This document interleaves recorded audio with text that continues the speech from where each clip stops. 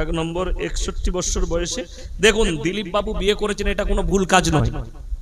যে যত বয়সে হোক বিয়ে করতে পাবে। আল্লাহ রাসূল সাল্লাল্লাহু আলাইহি সাল্লামের বয়স ছিল 25 বছর, আর নবীজি সাল্লাল্লাহু আলাইহি সাল্লাম বিবাহ করেছেন 40 বছরের বয়স্ক মহিলা, তিনি হচ্ছেন হযরতে খাদিজাতুল কুবরা রাদিয়াল্লাহু তাআলা আনহা।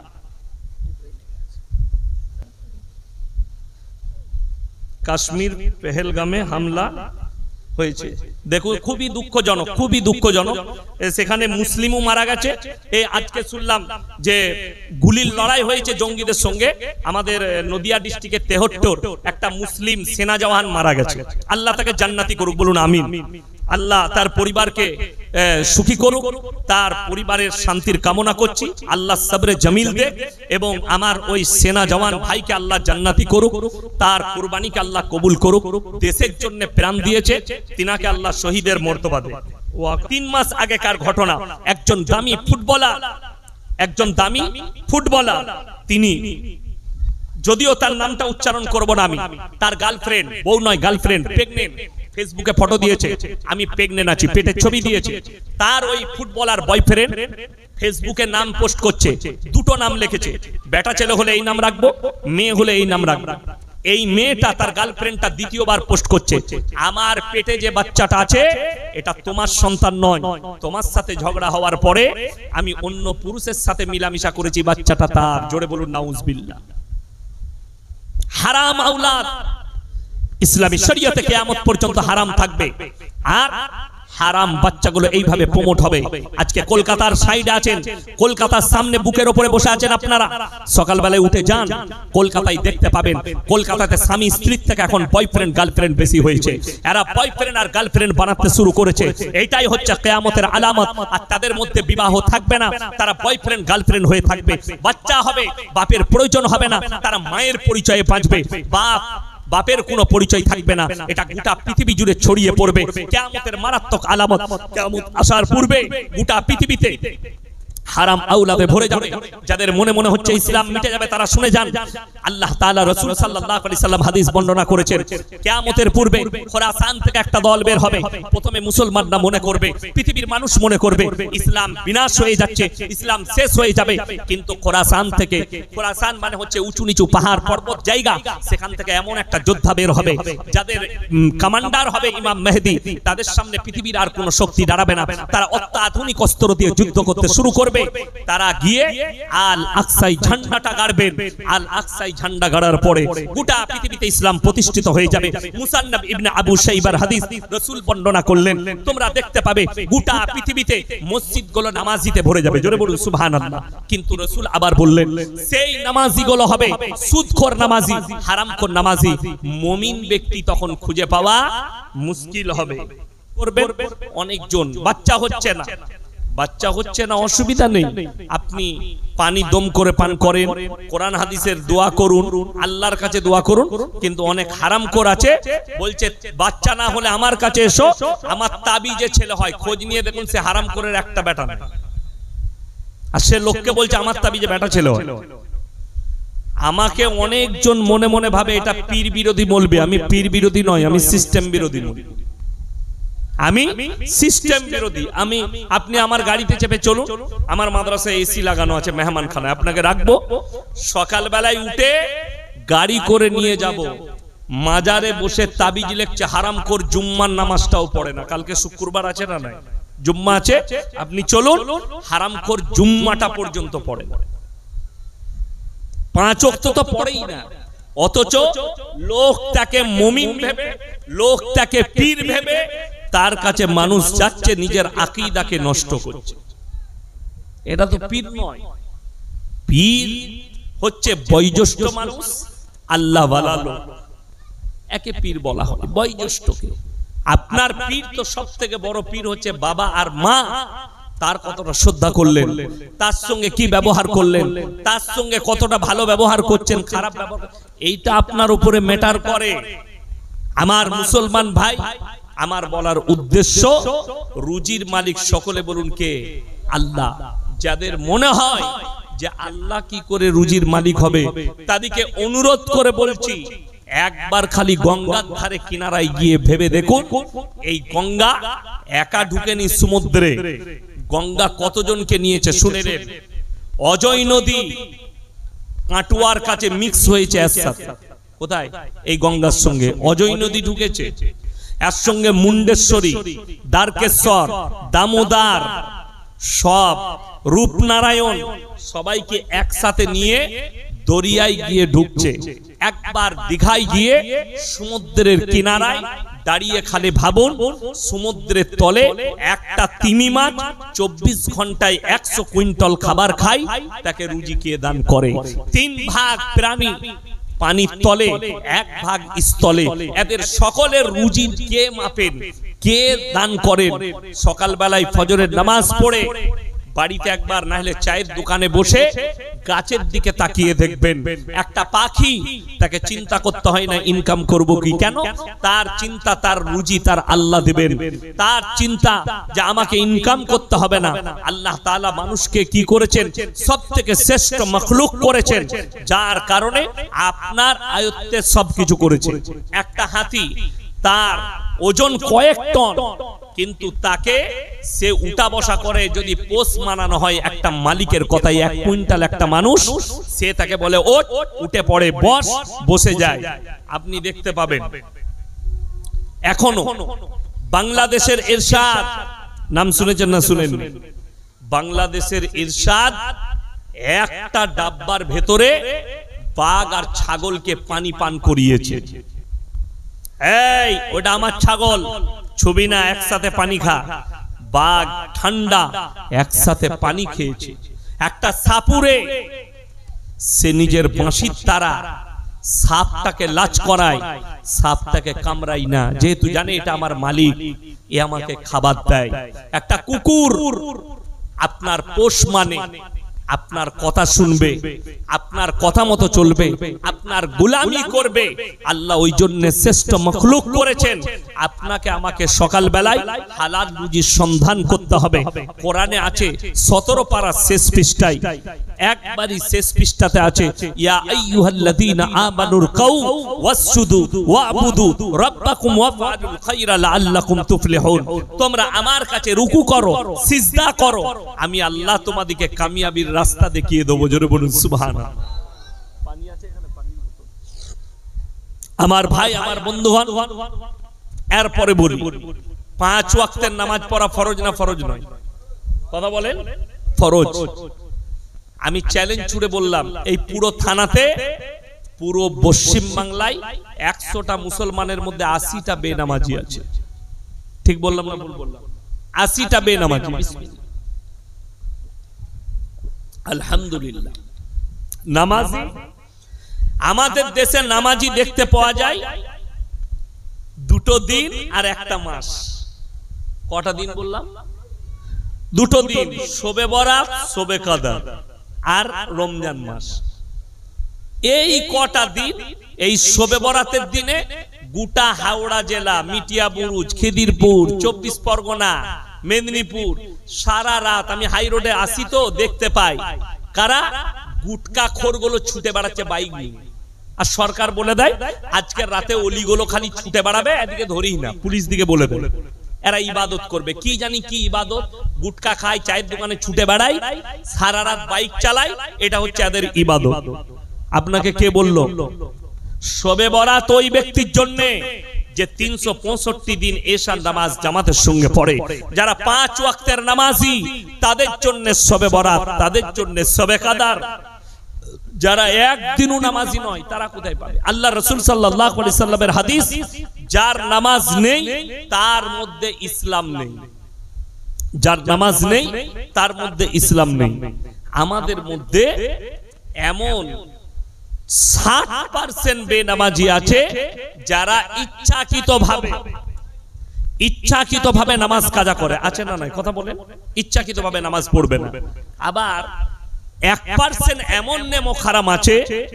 আমি যখন আসছিলাম, আমার আগের বক্তা উনি বললেন, শেষ শোনাচ্ছিলেন, যদিও কমপ্লিট করেননি,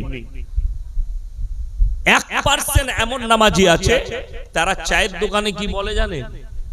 আমি নামাজ না পড়তে পারি, রোজা না রাখতে পারি, ইমানটা সব থেকে আমারই বেশি আছে গ্রামের মধ্যে। এরকম মাল আছে না নাই? মাল নাই এরকম গাদা আছে, শুধু এখানে নয় প্রত্যেকটা গ্রামে আছে এরকম কিছু মাল।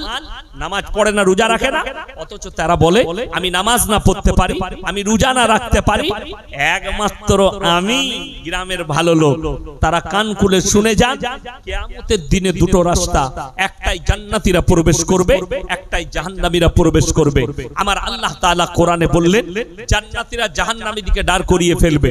ফি জান্নাতি ইয়াতাসাআলুনা আনিল মুজরিমিনা মা সালাকাকুম ফি সাকার। এই জাহান্নামী ভাইরা দাঁড়াও, তোমরা বলতে আমরা ভালো লোক ভদ্রলোক, আজকে কেন জাহান্নামে যাচ্ছ? তারা এক নম্বর উত্তর দেবে ক্বালু লাম নাকু মিনাল মুসাল্লিন, আমরা নামাজি মুসল্লিদের মধ্যে ছিলাম না, আল্লাহ তাই জাহান্নামে পাঠিয়েছে। মাথায় রাখবেন, যারা ইচ্ছাকৃতভাবে নামাজ কাজা করছে, যারা গর্ব করে বলছে নামাজ পড়ি না, রোজা রাখি না, আমি ভদ্রলোক, এরা জাহান্নামে প্রবেশ করবে। এদের বাকি আমল এদিকে নিয়ে যাবে না। এরা জাহান্নামে যখন যাবে চোখের পানি ফেলিয়ে বলবে ক্বালু লাম নাকু মিনাল মুসাল্লিন, আমরা নামাজীদের মধ্যে ছিলাম না, আল্লাহ জাহান্নামে পাঠিয়েছে। ওয়া লাম নাকু নুতিমুল মিসকিন, এবং আমরা মিসকিনকে খানা খাওয়াইতাম না, তাই আল্লাহ জাহান্নামে পাঠিয়েছে। ওয়া কুননা নাখুদু মাআল খাইদিন, এটা বড় প্যাথেটিক। অনেক লোক আছে দাড়িওয়ালাকে দেখে, টুপিওয়ালাকে দেখে, নামাজিকে দেখে, আলেম উলামাকে দেখে মজাক করে। আল্লাহ রাসূল সাল্লাল্লাহু আলাইহি সাল্লাম হাদিস বর্ণনা করলেন, হে আমার সাহাবীরা শোনো, যখন দাজ্জাল আসবে, দাজ্জাল আসার সময় হবে, তখন সমাজের বুকে সবথেকে বেশি দাড়ি টুপি নামাজি মুসল্লি আলেম উলামার মজাক উড়ানো হবে। এদের সমাজের লোক এদের মজাক করবে, এদের মজাক উড়াবে। যখন কিয়ামত কাছে আসবে, আমার বন্ধুগণ, আমার ভাই, তারা বলবে আমরা মজাক উড়াতাম, আল্লাহ তাই জাহান্নামে পাঠিয়েছে। ওয়া কুননা নুকাজ্জিবু বিয়াউমিদ্দিন, আর আমরা বিচারের দিবসকে মিথ্যা বলে মনে করিতাম, তাই আল্লাহ আমাদেরকে জাহান্নামে পাঠিয়েছে। আমার ভাই, কিয়ামত আপনার দোরগোড়ায় পৌঁছে গেছে, আপনি ভাববেন না কিয়ামত দূরে আছে। যারা বড় বড় উলামায়ে দ্বীন, যারা মুহাক্কিক আলেম, যারা আলেম উলামা ইমাম, এরা অনুভব করছে কতগুলো আলামত আপনার দোরগোড়ায় পৌঁছেছে। রাসূল বলেছেন মুসলমানের কাছে যখন দেখতে পাবে হারাম জিনিসগুলো হালাল হয়ে যাচ্ছে, অবৈধগুলো বৈধ হচ্ছে, তখন বুঝতে পারবে দাজ্জাল আসার সময় হয়ে গেছে, দাজ্জাল এরপর চলে আসবে।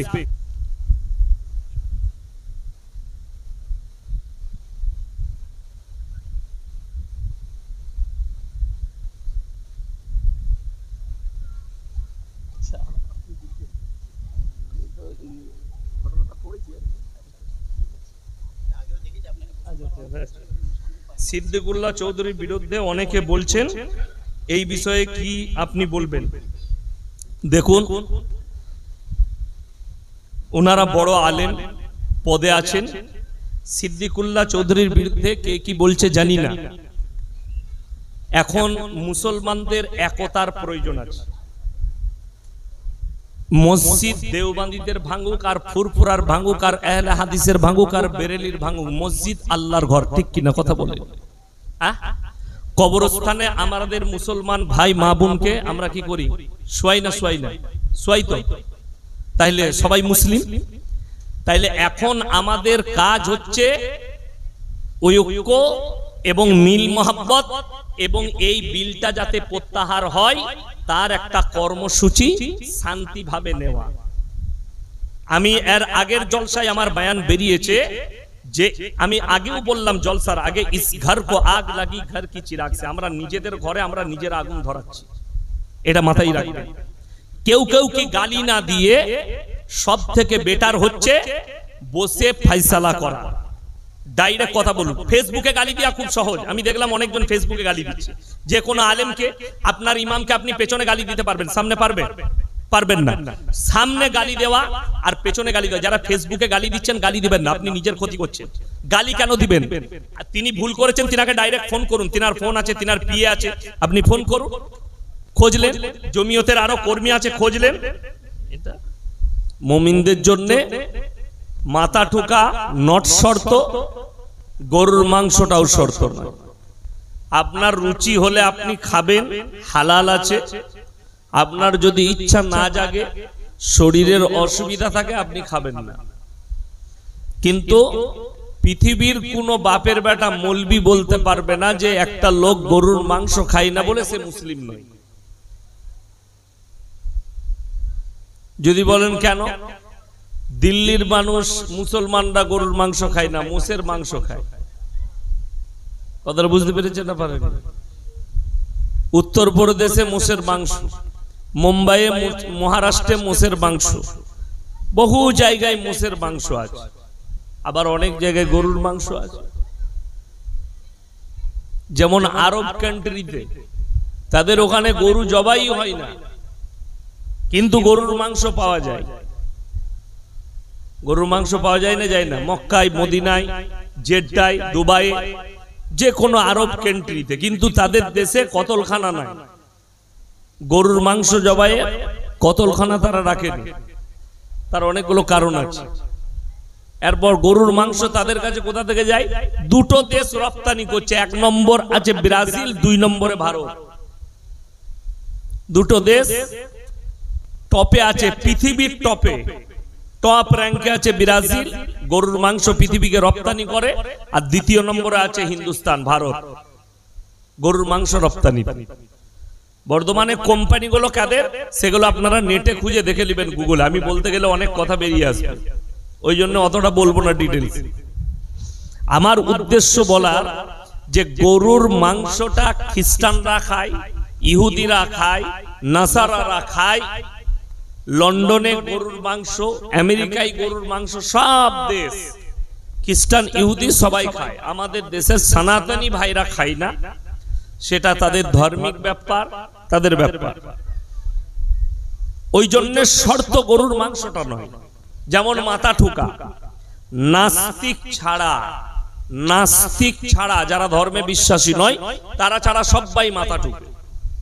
কেউ পূবে, কেউ পশ্চিমে, কেউ উত্তরে, কেউ দক্ষিণে, কেউ পাথরের কাছে, কেউ অগ্নির কাছে, কেউ কবরে, কেউ গাছের নিচে। যার যেখানে বিশ্বাস আর আস্থা, সে সেই জায়গায় মাথা ঠুকে। ওই জন্যে আমার আল্লাহ রাব্বুল আলামিন কোরআনে শর্ত রাখলেন যে ইমানদারদের, মুমিনদের প্রথম শর্ত মাথা ঠোকাটা নয়। সূরা বাকারায় কোরআনের আয়াত অবতীর্ণ হলো, লেখা আছে, লাইসাল বিররা আন তুওয়াল্লু বুজুহাকুম কিবালাল মাশরিকি ওয়াল মাগরিব ওয়ালাকিন্নাল বিররা মান আমানা বিল্লাহ। এ মারাত্মক কথা। হে আমার নবী, পূব কিংবা পশ্চিম দিকে মাথা ঠোকার নাম ঈমান নয়। নাম্বার 1, মান আমানা বিল্লাহ, আল্লাহর উপরে প্রকৃত বিশ্বাস। সবাই আনবো, জোরে বলুন ইনশাআল্লাহ। এখানে একটা কথা বলেলি, আমরা প্রত্যেক নামাজ পড়লে সূরা ফাতিহা পড়েন না? পড়েন না? পড়েন না? ইমাম সাহেব পড়ে, আপনি পড়েন। যখনই নামাজের নিয়ত বাঁধবেন, আপনাকে সূরা ফাতিহা পড়তে হবে, সুন্নত হোক, ফরজ হোক। এই সূরা ফাতিহাই অনেক মুসলিম, শুধু নয় সবাই যারা নামাজ পড়ে, তারা ওয়াদা করে, ইয়্যাকা না'বুদু ওয়া ইয়্যাকা নাস্তাঈন, আল্লাহ তুমি ছাড়া কারুর উপাসনা করি না, তুমি ছাড়া কারুর কাছে ভালো মন্দ চাই না। যদি এটা সত্য হয়, এটার পরে কারুর কাছে গাছতলা কি করে আসতে পারে? কোন মুসলিমের কাছে? কথাটা আমার বুঝতে পারছেন না পারেননি? যদি এই আয়াত সত্য, আপনি ওয়াদা করছেন নামাজে দাঁড়িয়ে, তাহলে একটা মুসলিম, একটা মুসলমান আল্লাহ ব্যতীত অন্য কারুর কাছে কেমন ভাবে চাইতে পারে? এটা আমি ব্যাকিংয়ে রাখছি এখন। 1 নম্বর, মান আমানা বিল্লাহ, আল্লাহর উপরে বিশ্বাস। 2 নম্বর, ওয়াল ইয়াউমিল আখির, আমার পরকালের প্রতি, আমি যে কিয়ামত করব, বিচার করব, ওই দিনের প্রতি। ওয়াল মালাইকাতি, আমার ফেরেশতাদের প্রতি, আমি যে ফেরেশতা পাঠিয়েছি, আমার যে ফেরেশতা আছে এদের উপরে। ওয়াল মালাইকাতি ওয়াল কিতাবি ওয়ান নাবিয়্যিন, আর যতগুলো নবী পয়গম্বর পাঠিয়েছি এদের প্রতি, এবং আমার আসমানি সমস্ত ছোট বড় কিতাবের প্রতি বিশ্বাস আনার নাম হচ্ছে ঈমান। সবাই আনবেন, জোরে বলুন ইনশাআল্লাহ। এরপর আপনার প্রশ্ন যে হুজুর, আপনার মনের প্রশ্ন বলছি যে ভারতবর্ষে 10 কোটি মুসলমান নাই কেন? আল্লামা ইকবালের একটা মারাত্মক কথা, ইস ঘর কো আগ লাগি ঘর কি চিরাগ। মুসলমান, তোমরা নিজেদের ঘরে নিজেরা আগুন ধরিয়েছ। যদি বলেন কেমন করে, আমি আজকের ইতিহাস নয়, পৃথিবীর ইতিহাস বলছি, পৃথিবীর ইতিহাস। যেমন গত কালকে পরশু দিনে মারাত্মক টেররিস্ট অ্যাটাক হয়েছে কাশ্মীর, 27 জনের প্রাণ গেছে, তার মধ্যে হিন্দু মুসলিম সব আছে, 27 জন মারা গেছে। এখন কিছু পাকিস্তানি উগ্রপন্থী জঙ্গি আছে যাদের মনোভাব যে হিন্দুদিকে মারো, অমুসলিমকে মারো, এই যে মনোভাব, নিরীহ মানুষকে মেরে দাও, এই যে মনোভাব, এটা কিন্তু ইসলামের মনোভাব নয়, এটা ইসলাম স্বীকৃতি দেয়। এটা যারা ভাবে তারা আমার নবীর উম্মত নয়। যদি বলেন কেন, কোরআনে আছে, আল্লাহ তাআলা বললেন, এটা প্রত্যেকটা মুসলমান কান খুলে শুনেন এবং অপরকে মেসেজটা পাঠাবেন, আপনার হিন্দু, দলিত, আদিবাসী বন্ধু বান্ধব। কোরআনে আছে কোন মানুষকে, কোন ধর্মের কথা আল্লাহ বলেননি, কোন মানুষকে, নিরীহ মানুষকে অন্যায়ভাবে যদি হত্যা করে, সে গোটা মানব জাতিকে হত্যা করলো। কোন মানুষের যদি উপকার করে, সে গোটা মানব জাতির উপকার করলো। এইটা হচ্ছে আমার আল্লাহর আদেশ। অর্থাৎ অন্যায়ভাবে তোমরা কেউ কি হত্যা করো না। কালকে যে ঘটনা ঘটিয়েছে পাকিস্তানের জঙ্গিরা, এটা নক্করজনক এবং লজ্জাজনক, বেদনাদায়ক। এখন সরকার যারা চালাচ্ছে তারা কূটনৈতিক মনোভাব নিচ্ছেন, কিভাবে তাদের সঙ্গে বদলা নিবে, ই করবে। কিন্তু বিশ্বাস করুন, আমি যদি সরকারে থাকতাম, সঙ্গে সঙ্গে অ্যাটাক শুরু হয়ে যেত, যুদ্ধ শুরু হতো। একটা নিরীহ মানুষ মারা যাবে, তাকে মেরে দিবে কেউ গুলি করে, এটা হতে পারে, এটা বরদাস্ত করা যেতে পারে? আপনার চোখের সামনে একটা মানুষ মারা যাবে। আমি আমার জীবনে একটা জলসা আমি ক্যান্সেল যেতে পারিনি, তার একটা কারণ। তো তারা আমাকে কিছু বলেনি, কারণটা হচ্ছে আমি বীরভূম ডিস্ট্রিক্টে জলসা ছিল, আমার বাড়ি থেকে প্রায় 110 কিলোমিটার দূরে। তো ওখানে ইলেমবাজার পেরিয়ে একটা জঙ্গল পড়ে, 11 মাইল জঙ্গল। সেই জঙ্গলে দুজন মা বেটা মোটরসাইকেলে অ্যাক্সিডেন্ট হয়ে পড়েছিল। তো আমি গিয়ে দাঁড়ালাম, দেখছি মাটা মরণাপন্ন অবস্থা, রক্ত ঝরছে। তো কোনো গাড়ি দাঁড়ায়নি, তার বাইক পড়ে আছে। তাকে তাড়াতাড়ি আমার গাড়িতে তুলে নিয়ে আমি হসপিটালে পৌঁছালাম। বীরভূমের যে বোলপুর বলে একটা জায়গা আছে, সেখানে সিয়ান হসপিটাল। তো আমার অনেক দেরি হয়ে গেল, আমি জলসায় পৌঁছাতে পারলাম না। তাদের উপকার করতে গিয়ে তাদেরকে বললাম, ভাই এই ব্যাপার হয়েছে। তাদের মধ্যে কেউ কেউ খারাপ কথা বলেছে, আমি কিছুই মনে করিনি। তো তাদের পরিবাররা এলো, এসে তারা আমাকে অনেক আশীর্বাদ দিচ্ছে, অনেক কিছু। আমি খালি এতটুকু ভেবেছি, আমি একটা মানুষের উপকার করেছি, কোন ধর্মের জানি না, আমি উপকার করেছি, এর বদলা আল্লাহ আমাকে দিবে। এটা হচ্ছে আমার নিয়ত, এটা একটা মুসলমানের নিয়ত হতে হবে। আপনি দেখবেন না কে তার উপকার করুন। চলুন, ইস ঘর কো আগ লাগি ঘর কি চিরাগ সে। আমি এই কথা কেন বলছি শুনে নিন। এখন ভারতবর্ষে চারিদিকে আন্দোলন চলছে, ওয়াকফ বিল নিয়ে চারিদিকে আন্দোলন হচ্ছে। আপনার জানা দরকার, পার্লামেন্টে 232টা ভোট মুসলিমের পক্ষে পড়েছে এবং সেখানে 40টা এমপি হচ্ছে মুসলিম, বাকিগুলো সব হিন্দু, শিখ, ইসাই ভাই আপনাদের হয়ে ভোট দিয়েছে। কথাটা বুঝতে পারেন? আর আমার মোবাইলে প্রুফ আছে, বাজাপ্তা, আমি প্রুফ রেখে দিয়েছি, স্ক্রিনশট মেরে ফেসবুক থেকে। একজন মুফতি, তার নাম হচ্ছে ওয়াজাহাত কাসমি, উত্তরপ্রদেশে বাড়ি, ইউপিতে বাড়ি। তো কাসমি মানে যে দেওবান থেকে, দারুল উলুম দেওবান এশিয়া মহাদেশের সব থেকে বড় মাদ্রাসা, সেইখান থেকে যে পড়ে আসে তাকে কাসমি বলা হয়, কিংবা গোদা বাংলায় অনেক লোকে দেওবান্দি বলে। আমার বন্ধুগণ, এই মুফতি দেওবান্দি ঘরানার আলেম নিজেকে বলছে, এরপর কি সেটা আল্লাহ জানে, সে জানে। সে বলছে जो कुछ भी हुआ ये बहुत अच्छा हुआ और ये मुसलमान के लिए बहुत अच्छी है। ये किंतु सरकारेर पक्षे, ये सरकारेर पक्षे, যে সরকার যে বিল পাস করিয়েছে ভালো করেছে। এই রকম চারজন আছে। দুটো হচ্ছে আপনার বেরেলভিদের মৌলবি, আর দুটো দেওবন্দের পাস করা মৌলবি। এই চারজন মিলে সাপোর্ট করেছে। পৃথিবীর ইতিহাস যদি তুলেন, যতগুলো ইসলামের ক্ষতি হয়েছে মুসলমানরাই করেছে। ইতিহাস খুলে দেখে দেন। আল্লাহ নবী সাল্লাল্লাহু আলাইহি সাল্লামকে তার গোত্রের মানুষরা বেশি কষ্ট দিয়েছে। ইতিহাস খুলে দেখে দেন। শুধু তাই নয়, হযরতে হোসেন রাদিয়াল্লাহু তাআলা আনহু শহীদ হয়েছেন কারবালার প্রান্তরে। হয়েছেন না হননি? কথা বলেন। হযরতে হোসেনকে শহীদ করা হয়নি?